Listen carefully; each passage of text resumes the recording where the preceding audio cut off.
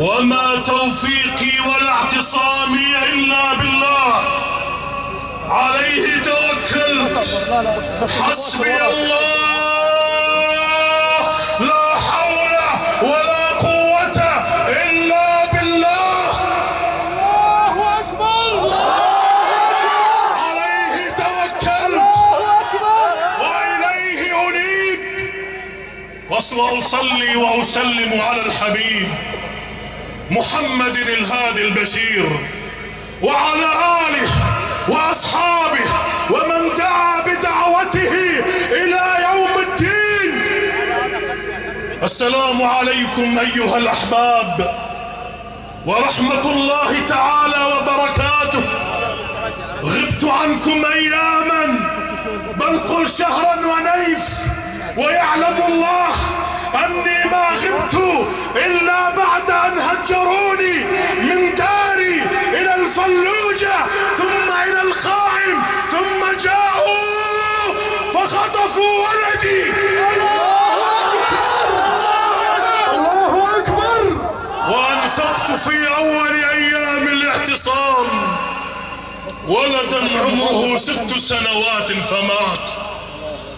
جئت اليوم لأذكر الشباب أن الذي جمعكم ليست الاعتصامات، إنما الذي جمعكم هو صرخات المعتقلات في سجون الظالمين.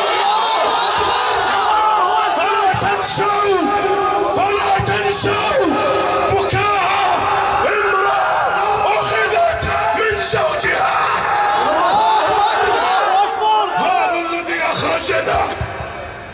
هذا الذي أخرجنا يوم جوز المالكي وأتباعه لأنفسهم أن يعتقلوا حرائر العراق، وأخص من بينهم حرائر أهل السنة والجماعة.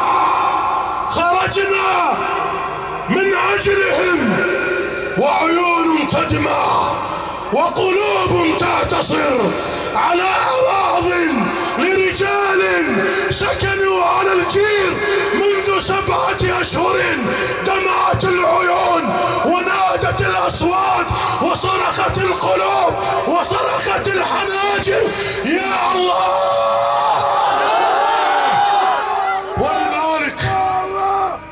ولذلك كانت الاعتصامات، وخرجت 6 محافظات، ثم صار لنا مجالس تنسيقات، ثم بعد ذلك نادينا بهويتنا السنية فصارت لنا قضية، ثم بعد ذلك دين محمد.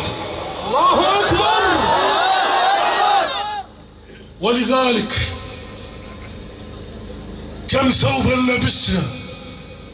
لبسنا ثوب الدم يوم ذبح أولادنا، لبسنا ثوب الذل يوم انتهكت أعراضنا، لبسنا ثوب الهوان يوم ذبح أبناؤنا، لبسنا أثوابا وأثواب يوم هجرت عوائلنا وذبحت عشائرنا ونحرت قبائلنا وضاعت أعمارنا وذبحت رقابنا وضاع شيوخنا وأعدم علماؤنا. واليوم اجتمعنا نرفع اسم واحد أحد جمعنا، فقولوا الله أكبر.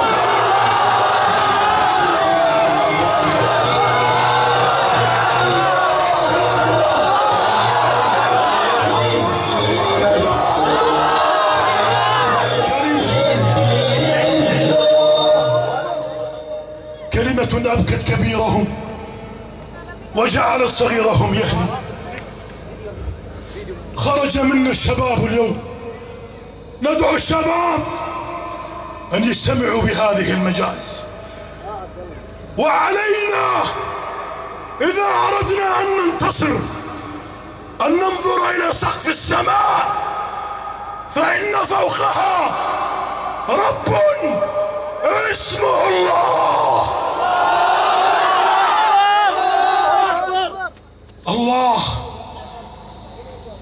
كانت امرأة بعد دعوة موسى أغرق الله فرعون، ونحن نعيش في بلد العراق وفرعوننا يذبح بأهلنا في بغداد وديالى، والكل صامت والأمة ساكتة. وأنت ترى فرعون سوريا فعل ما فعل، ولكن اعلموا أن الله يسمع الدعاء ويجيب النداء. الذي أخرج 9,150,000 رجل بصرخة امرأة مظلومة نادت نادت نادت وهي تغتصب، ومحمدا ومحمدا ومحمدا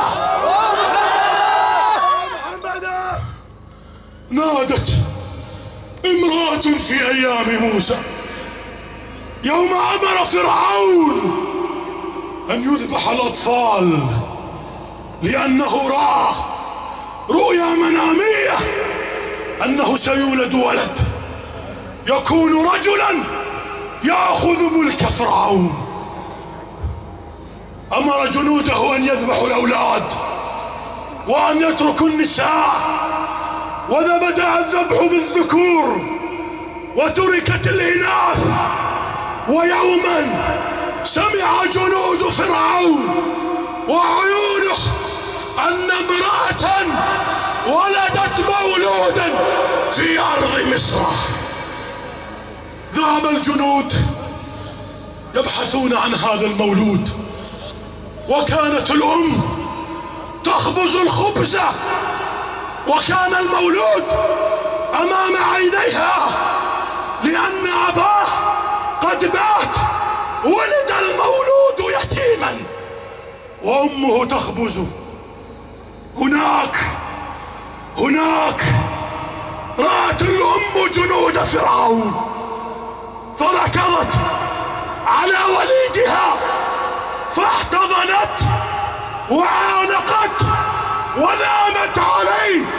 جاء الجنود فجروها من شعرها فما استطاعوا، من يدها فما استطاعوا، من أقدامها فما استطاعوا يحملونها. تحمل المولود، ذاك يجر وذاك يمنع وذاك يسحب، والمولود يصرخ، وإذا بهم أخذوه ثم بعد ذلك ذبحوه. تركوه وذهبوا ليبشروا فرعون. تركوا الأم، ركضت عليه، عانقت، حملت، رأسه قد تدلى والدم ينزف على صدره، وهي تنادي ولدي ولدي ولدي. ثم بعد ذلك امرأة آمنت برب موسى رفعت عينها إلى السماء فنادت وقالت لله ألا تسمع ألا ترى ألا تسمع ألا ترى. أخذت وليدها دفنت. مرت السنوات تجلس على نهر النيل تذكر الذكريات لزوج قد مات ولمولود قد ذبح، وهي على النيل تذكر ذاك الطفل المسكين، ذاك الطفل الرضيع. فإذا بجثة فرعون تمر من أمامها غريقا في النيل، وإذا بصوت من السماء ينادي عليها إنه يسمع ويرى، إنه يسمع ويرى، إنه يسمع ويرى. إن الله يسمعنا ويرانا، والله ناصرنا وسوف ننتصر. اللهم يا الله، اللهم يا الله، اللهم يا الله، اللهم يا الله، يا من دمعت من خشيته العيون ونادت له الحناجر وسجنت له الرقاب. اللهم انصرنا على من ظلمنا ومن عادانا. اللهم انظر لنا بعينك التي لا تنام وقونا بركنك الذي لا يضام. اللهم فرج، اللهم فرج عن المعتقلات والمعتقلين برحمتك يا رب العالمين. اللهم انصرنا، اللهم انصرنا، اللهم انصرنا ولا تغادرنا وكلنا ولا تكن علينا. وآخر دعوانا أن الحمد لله رب العالمين، والصلاة والسلام على سيدنا محمد رسوله الأمين وعلى آله وأصحابه أجمعين. بارك الله لكم وعليكم وجزاكم الله تعالى عنا ألف خير. واعتذر بين يدي شيخي عدنان، شيخ مشعل عدنان، شيخنا جميعا ورجلنا، وجه النبي صلى الله عليه وسلم بيننا. وبارك الله تعالى.